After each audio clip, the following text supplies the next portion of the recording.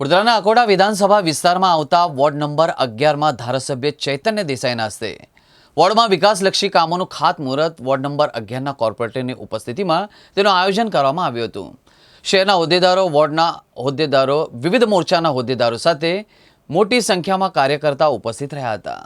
આજે ward number 11માં councillor Sangitaben, નરવીરભાઈ અને અમારા શેટિયારબેન છે, એમની સાથે અહીંયા બીએસયુપીના મકાનોમાં આવ્યા છે। વિનાયક બીએસયુપીના મકાનો છે, લગભગ 90ના દાયકામાં બન્યા હતા અને ઘણા વર્ષોથી એમની ગટરની લાઇનના ઇસ્યુઝ છે, એટલે એને રિપેર કરવા માટે કરીને અહીંયા નવી લાઇન નાખવામાં આવી રહી છે।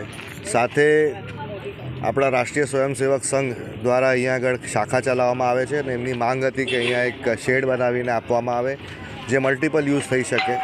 આંગણવાડી છે, એની અંદર પણ યુટિલાઇઝ થઈ શકે, વિસ્તારના લોકો પણ એને યુટિલાઇઝ કરી શકે નાના મોટા પ્રસંગ માટે, અને સંઘ દ્વારા પણ નાનું મોટું કંઈ કાર્યક્રમ રાખ્યું હોય તે લોકો એને ઉપયોગ કરી શકે।